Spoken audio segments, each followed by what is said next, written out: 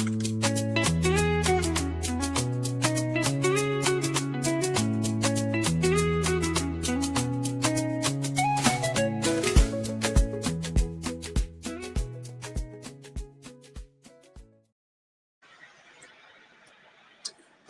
and welcome to Different Perspectives. I'm Paul Indiho in Washington.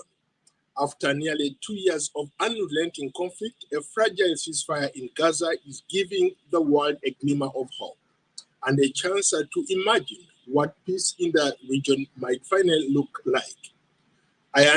Under the newly brokered deal, Israel and Hamas have agreed to pause fighting, release hostages and prisoners, and allow humanitarian aid to flow into the war-torn territory. The agreement, shaped in part by US President Donald Trump's peace initiative, has sparked cautious optimism, but also tough questions about what comes next. Will this truth hold? What role will regional and global powers play in shaping Gaza's future? And can both sides move beyond decades of mistrust and trauma to build lasting peace? To help us unpack these complex dynamics, I'm joined live by David Onsori-Omonda, a journalist and professor at the City University of New York, Gatman Community College.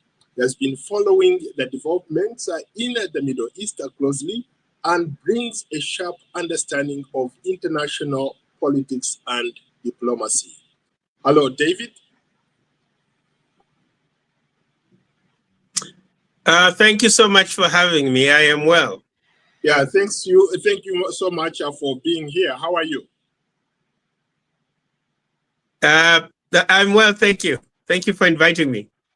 Very good. So let's get into it. Let's get your assessment of this peace deal, what it means for the entire region, and what we can learn from this going forward. I think my initial thoughts about the peace deal was I was happy that at least both sides had agreed to stop the fighting, because the people who are getting hurt the most were innocent civilians who are facing a brunt of this Israeli assault on Gaza, the security operation there. But you know, as you have mentioned, there's also a lot of underlying questions which have not been answered. For example, if the Israelis insist that Hamas is excluded from this agreement, will Hamas just allow itself to be sidelined without, moving back to violence as a form of diplomatic negotiation through, through terrorism? The second question is, how will this humanitarian aid be distributed? Hello, David? David? It looks like I lost you. Hello, distributed is a big challenge. So there's a lot of unanswered questions going forward. Okay, what factors made this ceasefire possible after nearly 2 years of relentless, bombardments and killings? I think there's three main ones. I think firstly, Hamas is exhausted. Hamas has been militarily defeated. The Israeli intelligence infiltrated Hamas at the highest levels. And I think you remember even in Qatar, Hamas negotiators were being attacked by Israeli jet fighters. So Hamas was really felt entrapped and encircled in a whole range of areas. I think the second factor was on the part of Benjamin Netanyahu and the Israelis. There was growing civilian pressure within Israel, particularly the families of the Israeli hostages, that were frustrated that Netanyahu was using this conflict, as a political power play to avoid going to jail, because we know he has a case over him. And they wanted their hostages back. They wanted their loved ones that were held in Gaza back. But I think the third element is the pressure from the US, whereby Donald Trump moved even closer to Israel, provided Israel with the security and diplomatic cover to conclude that operation in Gaza. But then Trump was also able to really put pressure on the Arab countries and on Qatar and Egypt in particular to ask Hamas to agree to a deal. So I think on those three levels, Hamas being exhausted, Israel needing the hostages back, but also pressure from outside, from the US. I think those three levels are what made this possible. Do you think that without President Trump's intervention, we would have come to this point where we are talking about a truce, a peace agreement that is going to be signed tomorrow? Well, I think his intervention is timely. His intervention is good in terms of there being a deal. But, you know, as I'm sure you're aware, many deals have been signed in the Middle East over the last 80 plus years. And every time there's a reneging in terms of these promises. So I think his intervention was timely. But the bigger challenge will be whether Donald Trump will be able to sustain these peace deals going forward. Because one of the challenges with Trump's foreign policy many times, it's all about deal making. It's very transactional. And many times there's no long-term strategic thinking in terms of the broader long-term goals in terms of U.S. foreign policy, also bearing in mind the history of U.S. foreign policy in the region. So I think in terms of a transaction, in terms of making a deal for now and a ceasefire, it's a good thing. But I think, the truth of this agreement will be in whether it will be able to be sustained in the days and the years, to come. To your point, what are the main obstacles that you foresee that could derail this truce? Sorry, could you repeat the question? I said, to your point that you made earlier, do you foresee any obstacles that could threaten the stability of this peace deal that has been signed? Well, definitely. Number one, the big one will be Hamas. If it's sidelined from any political settlement, then how will it react? And within that very context, how do you disarm Hamas? Because I'm sure there's a lot of radical members of Hamas who will not accept to be disarmed and will fight to the death. I think that's one major problem. On the Israeli side, we know we have Ben Gavir and Smotrich, hardline Zionists, within the very right-wing fringe of this Netanyahu coalition. To what extent will they be able to scuttle this deal? Because many of them were actually not in favor of any peace deal with Hamas. They wanted to occupy Gaza, take over Gaza, and even extend Israel's borders, beyond what they are right now. I think the third element in terms of derailment will be to what extent will Trump's policy remain consistent? We've seen, for example, Paul, with the tariffs. Today, he imposes tariffs on a country, and within 2, 3, 4 months, they're removed or they're slashed in half. He'll make one policy with Ukraine today to say we're supporting Ukraine, and tomorrow he'll be saying Vladimir Putin is a nice guy. So I'm also a little concerned about the consistency about this deal, whether what Trump will be saying tomorrow will also be consistent a year from now, or even 6 years, or even 6 months from now, when conditions change on the ground. So there's a lot of different obstacles around this current goings on in the Middle East. You bring up a very interesting point, especially when you talk about consistency. And I think this is not just on President Trump's side. I think it's consistency from all sides. You have Hamas, you have hardliners there. You have Israel, Benjamin Netanyahu and his allies are also very inconsistent when it comes to some of the things that we've been looking at. But beyond that, how has the humanitarian situation in Gaza evolved since the war began in October 2023? Right. Before I talk about the humanitarian context, maybe let me just highlight, a few issues around the consistency, say, with Israel and Hamas. I think over the years, Netanyahu has been very consistent.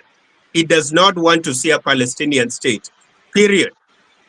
And you'll see since the creation of Israel in, after the Israeli War of Independence, in 1948, we see, sorry, 1947, right? We see a continuous expansion of Israel, right? So you see the War of Independence.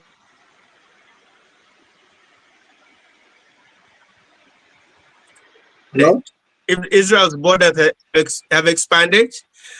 We see it during the 1967 war with the occupation of the Sinai and and the Golan Heights, and we also saw it after the Yom Kippur War.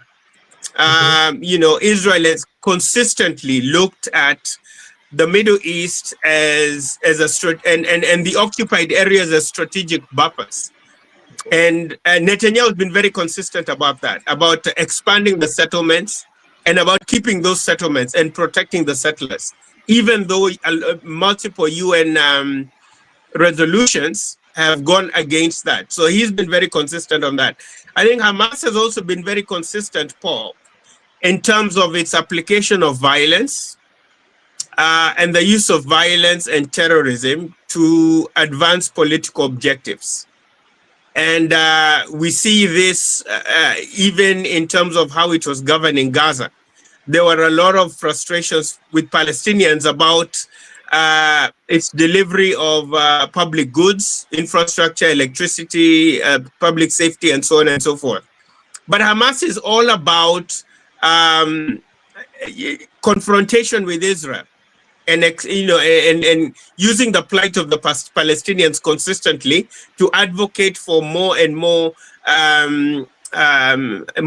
concessions from Israel. So I think that's an important thing to think about, how these two titans, Hamas on one hand and Netanyahu on the other, they know each other very well, and they're consistent about their not wanting the other or eradicating the other.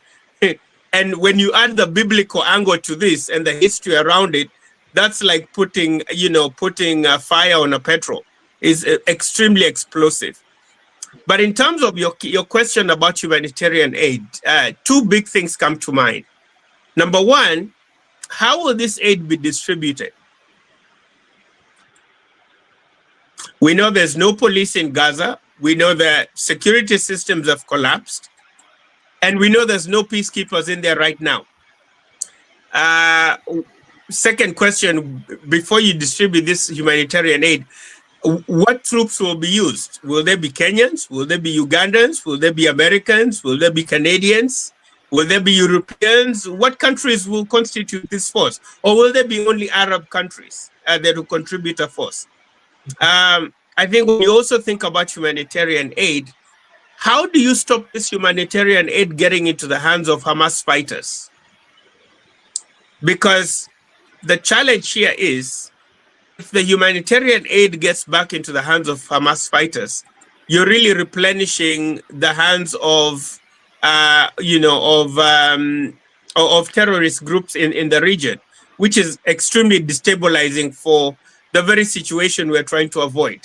So I think you raise a very important and critical point. And as much, again, as we said, yes, there's been an agreement and the fighting has stopped. But the details of those deals, those 19 points that are left on this 20-point deal, a lot of them are still up in the air. A lot of them are not clear. And the U.S. has, and one of Trump's big promises was to get America out of the Middle East, to get America out of these forever wars, right? America first, that was spending millions of dollars abroad, and America was struggling at home. So to what extent will Trump be involved and get America involved, but also remain consistent with his promise not to get America involved in these forever wars, whether it be in Afghanistan, Iraq, or right now in Gaza? Yeah, you bring up some very interesting points, David. For example, the issue of who's going to take over once once Hamas is out of the picture, once Israel withdraws. But there is also an issue that I have been noticing over the years, especially now with the suspension of the Humanitarian Foundation's operation. What does that mean for aid delivery? Because you have all these trucks now trying to get in, but how is that aid going to reach the most vulnerable? So this is the problem. How is that aid going to reach the most vulnerable? All the infrastructure in Gaza has been destroyed. Will the pledges, the billions of dollars that will be needed to reconstruct Gaza, will those be forthcoming? That's another element.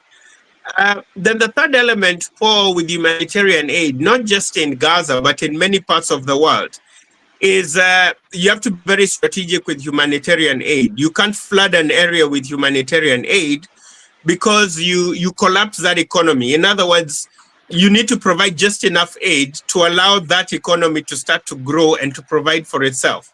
So, for example, if you have a lot of free wheat coming into Gaza, for example, what happens to producers of wheat in Gaza if people can get free wheat from abroad, right?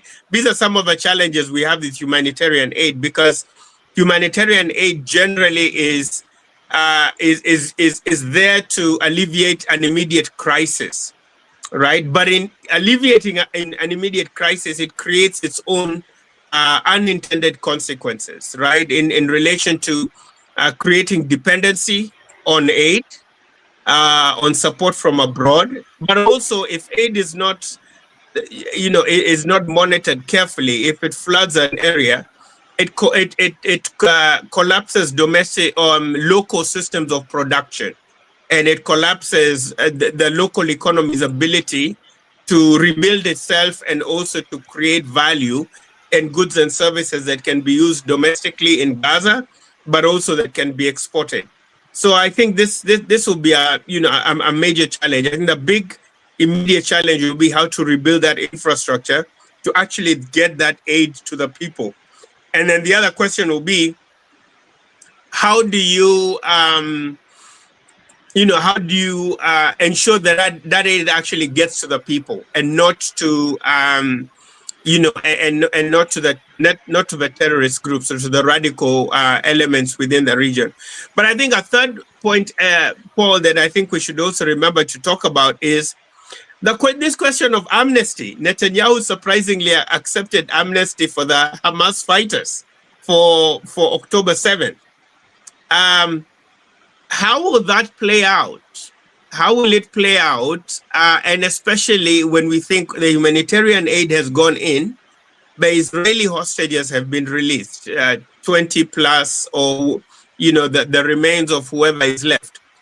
If the hostages are released, then Hamas's last trump card, no pun intended, but Hamas's trump card last card has been played, right? So if there's no hostages, then Israel will not hold back from any other form of,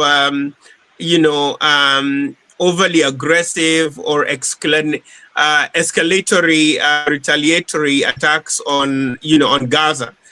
So going forward, yes, there's a humanitarian aid question, but the challenge is it's so intricately and closely tied to issues of security, to issues of, of hostage release, but also to issues of how Hamas will continue to play going forward. In case you are just joining us, we are live, and I'm joined by my good friend David Monda, a journalist and professor at the City University of New York at Gatman Community College. He's been following the developments in the Middle East closely and brings a sharp understanding of international politics and diplomacy. David, back to you. How likely is it that Hamas will comply with these conditions of the ceasefire in the long term? I want to be hopeful, but I remain skeptical. I remain skeptical because, as I mentioned earlier, Hamas has consistently been about the elimination of Israel, of a state of Israel. I think that's one very important factor. I think the second point is also that Hamas will be working very hard to try and remain relevant within the politics of Gaza and wider issues within the Middle East. And if Israel sidelines Hamas, which they are, saying Hamas will never be a part of the, be a part of the government in Gaza, then that really tells you or raises some skepticism about the future of this accord. I'm also skeptical in relation to the fact, Paul, that if you look at the map of Israel and Palestine in 1967, after the 67 war, it's very much different from the map of Palestine today. So if you look at that map, the Israelis have been very strategic about creating what was in South Africa, what would be called the Bantustans, right? These pockets of Palestinian settlements that are so scattered within a settlement, within Israeli settlement areas, that it becomes geographically and physically impossible to really have a viable Palestinian state. And I think this is the big problem with this settlement, right, of this agreement, that the way things are, unless we go back to the borders of 1967, having a Palestinian state today with the status quo is virtually impossible. And even if we did come up with some kind of land for Palestinians today under the current occupied regions or that Israel already occupies, the Palestinian state would essentially be a joke, and a bad joke at that, because there's so much Arab and Palestinian land that has been taken over by the settlers who are unwilling, to leave, and under no circumstances will they be forced out, because then that will be the end of the Netanyahu government, because of the very far right coalition partners that he has within, within his coalition. So like I said, I'm very happy that the fighting has ended, but I'm also very cautious and I must say skeptical about the future of this accord, because there's just so many unanswered questions, and particularly this whole question about what will the role of Hamas be, and will Israel be willing to give up land for peace, which is something that Israelis will complain that they've tried to do in the past, and all that they have ever gotten is more violence. How about the fact that recently at the UN General Assembly, you probably saw there, you live in New York, you probably may be familiar with this story firsthand.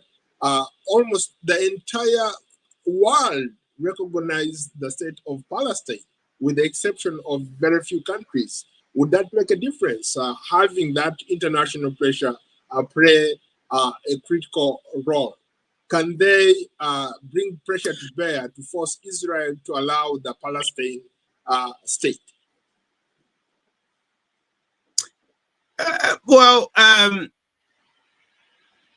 Diplomatic pressure is one thing. Walking to Netanyahu's speech, which a lot of countries did when he addressed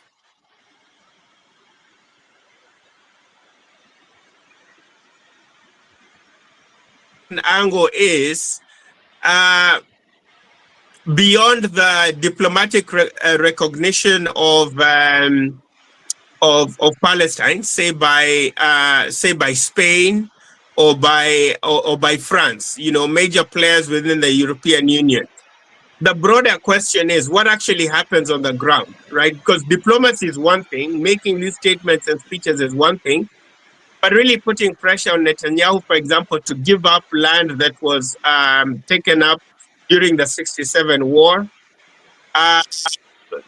convincing Netanyahu that Hamas has in some way to be brought into government, because if Hamas is not part of this government, then it will go back to terrorist acts, because Hamas has to be a player. It will not just sit back and be made irrelevant. But I think, to your question, does the diplomacy work? Yes, it works for sound bites. It works for rhetorical statements 1 or 2 or 3 weeks after the UN General Assembly. But then we'll never really revisit that until this time next year, when the whole world troops back to New York to make more speeches. So the diplomacy is good. The images are good. The diplomatic statements are good.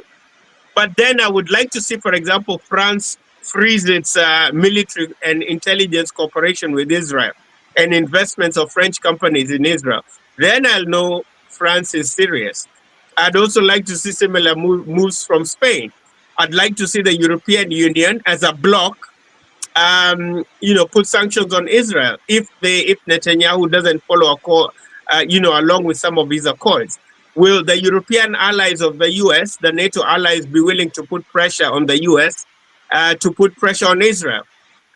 So you're very right. Diplomacy is good. The images are good. They put some pressure on Israel, but I think to no means will they change Netanyahu's very far-right position on the Palestinians. Israel, in and of itself, sees the UN as biased against Israel, because multiple members of the UN always vote against Israel.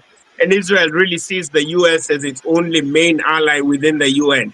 So I am skeptical, and I really don't think, statements in the UN or recognition of Palestine figuratively really will change anything on the ground without direct pressure, whether it's sanctions, military cooperation, investments, for a radical change of the map, of Palestine at this time. Sticking to that point, tomorrow, more than 20 world leaders, including US President Donald Trump, are expected to be in Egypt to sign this peace accord. From your vantage point, what role could Egypt and other regional players like Qatar, Jordan, play in sustaining the peace in that region? So I think unfortunately, Paul, there's the optics of the signing of the accord, which you will see tomorrow in Egypt. A lot of Middle Eastern leaders, Arab leaders, will come and say they support the accord, which is one thing.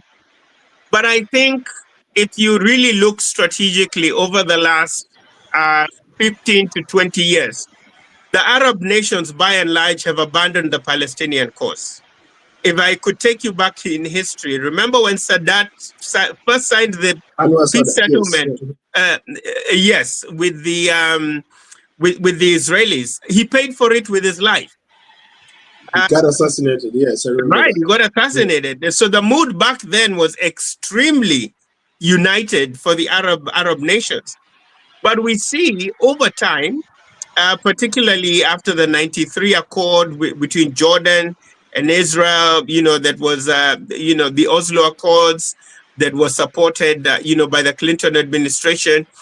And even till to the present day, most Arab countries are doing a lot of business with Israel. They're cooperating with its intelligence.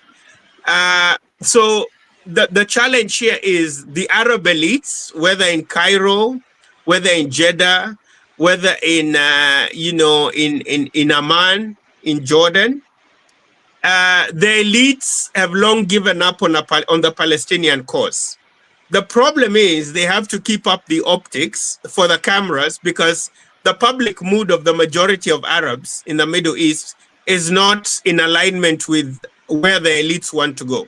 The elites have long given up on the Palestinian cause, but the masses in the Arab world still believe in Palestine and the rights for Palestinians. So again, I don't want to sound overly skeptical, but I think it's important when we analyze the Middle East to understand these contending tensions. One between the elites in the region who want to move forward on this Palestinian question because they really don't see,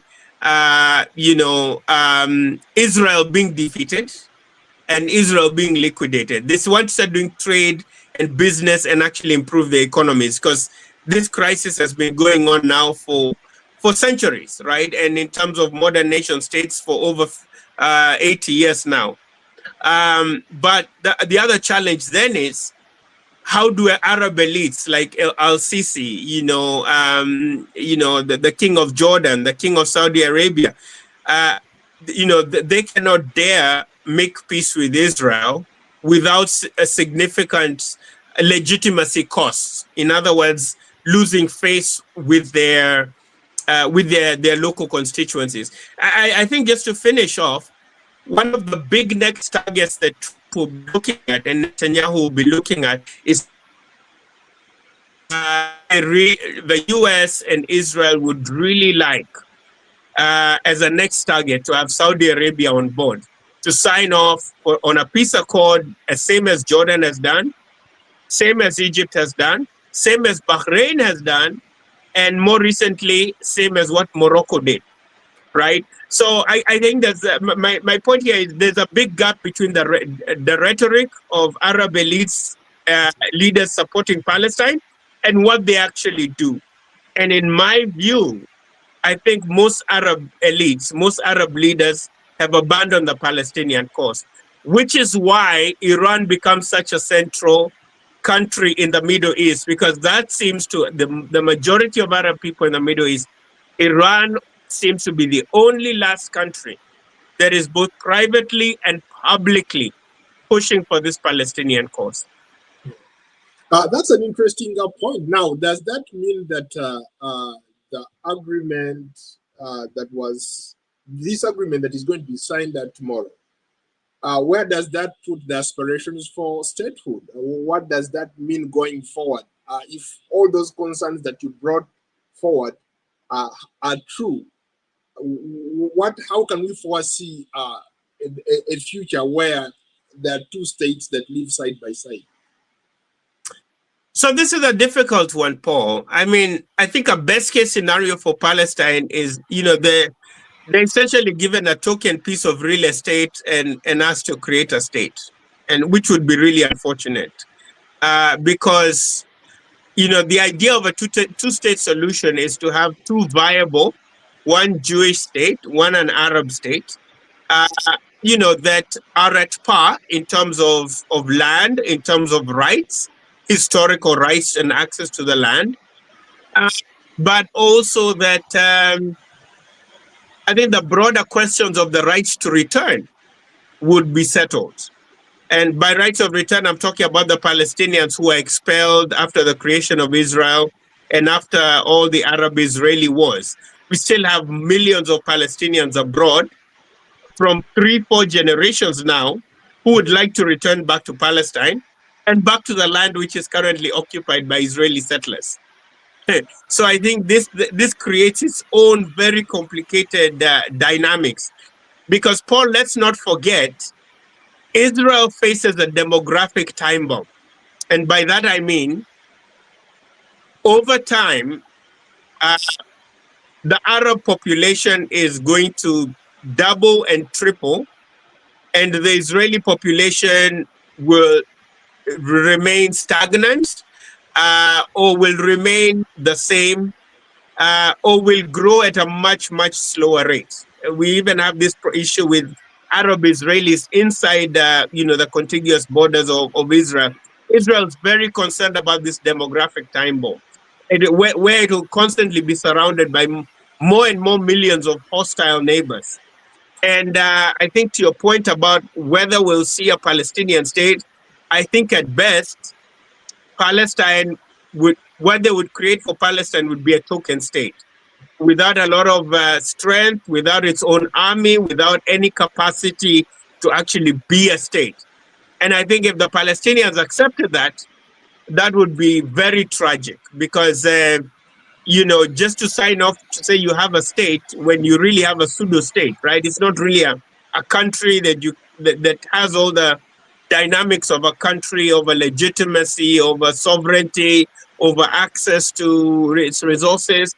I think will really be a tragedy. And I think that will be important going, which is part of the other element I was talking to you about, Paul, about this transactional policy of Trump. But there really doesn't seem to be a long-term plan beyond this quote-unquote deal, right? What happens 40 years from now, 400 years from now, right? Even 4 years from now? Trump's policy seems to be very ad hoc and contradictory in many cases, and very much about the here and now. I think part of the challenge with a lot of these very complex historical stories is, you can't settle the Middle East crisis like you're doing a business deal, like you're selling a company or selling bread or milk or a commodity. These are people's lives. These are histories of blood and tears. And I think it's very important, and I think this is one of the issues that negotiators need to be very careful about, is you have to really, when you make a deal, you have to really consider the widest context of how you understand the history, and to be sensitive to that. And to be sensitive to the land and some of these challenges, which go back thousands and thousands of years. You can't just make a deal today and say to forget about thousands of years of repression, history, and blood and tears.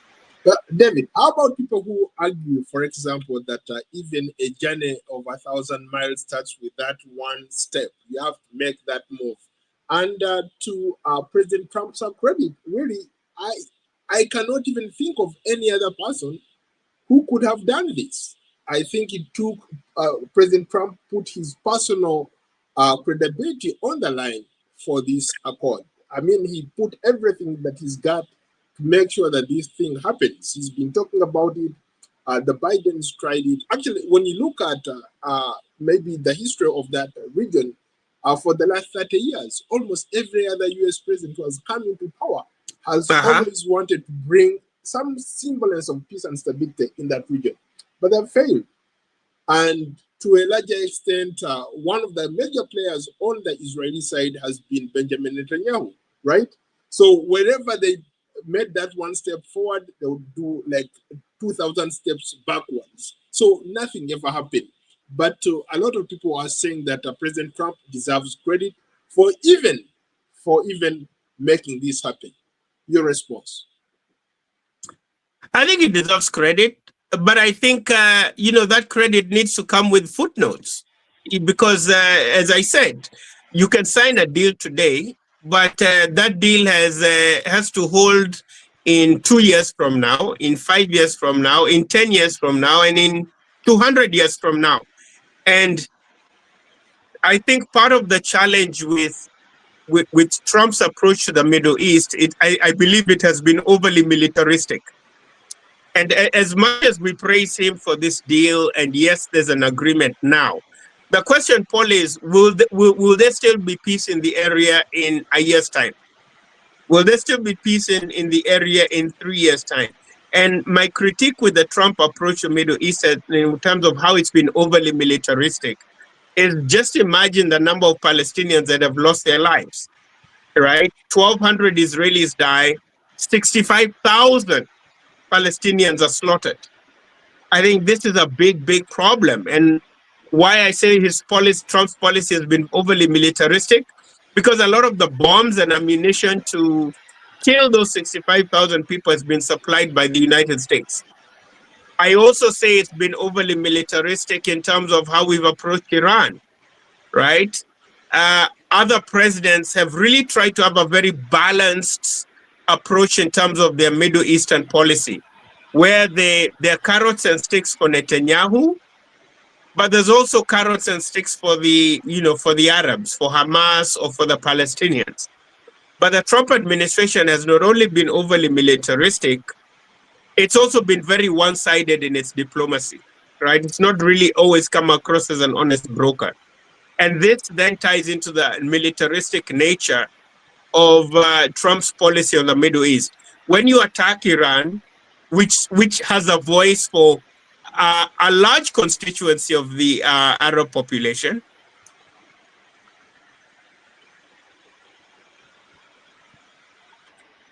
Hello, David. Groups. Yes, when you attack different.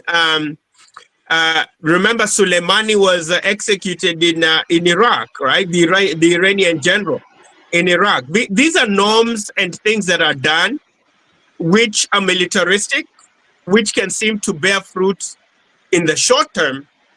But in the long term, Paul, the question for Middle Eastern and Israeli policy is, will Israel ever be able to kill all the Arabs in the Middle East and take over all that land? It's just not physically possible, right? It's not militarily possible, right?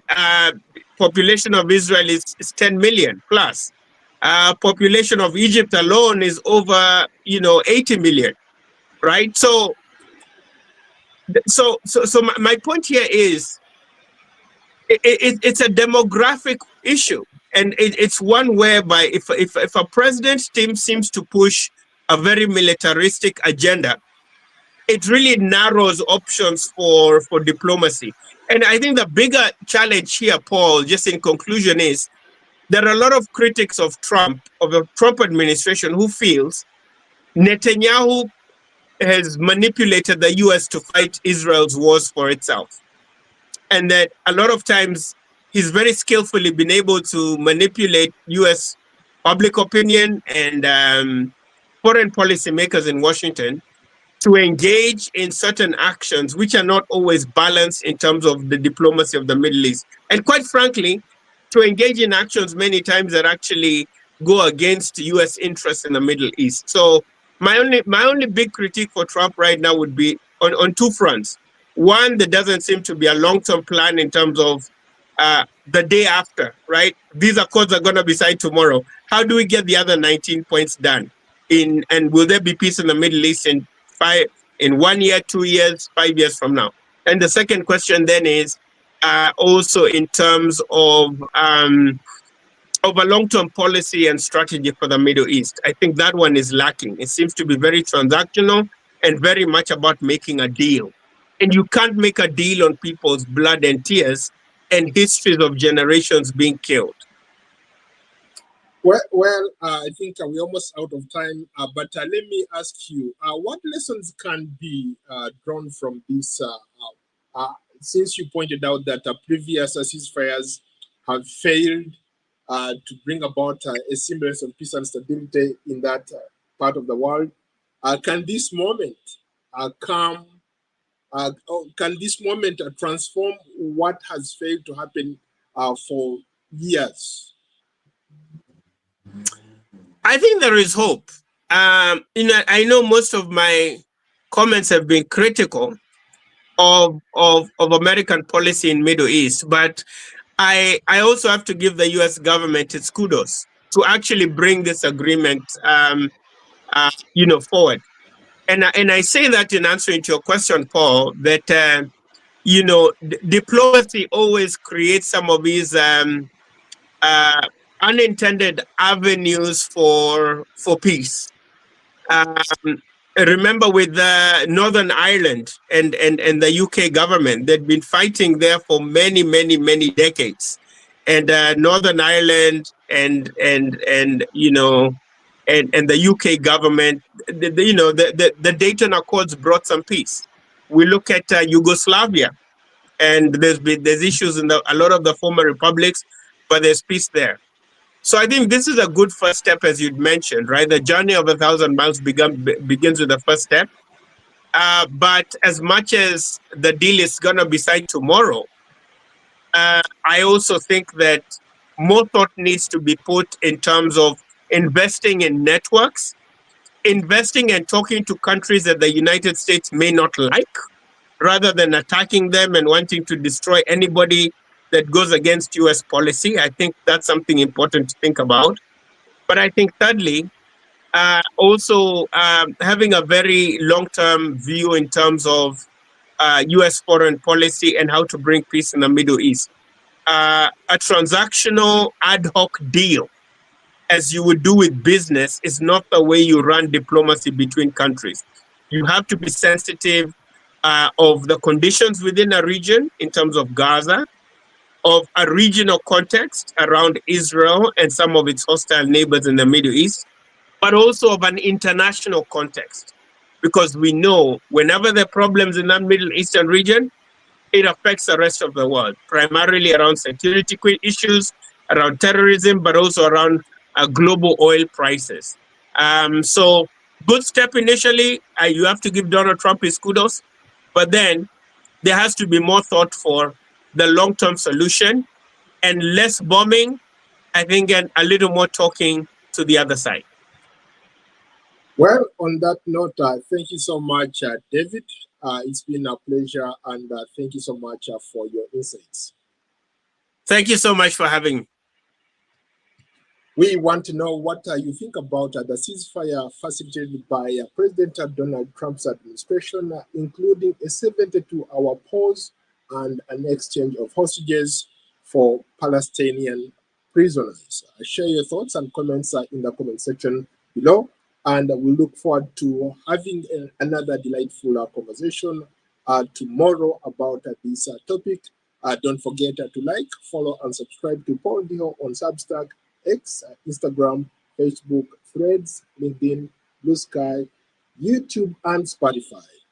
Stay tuned for continuing coverage on this subject as we go to Cairo tomorrow to bring you live proceedings of the signing of the agreement. Good night and bye for now.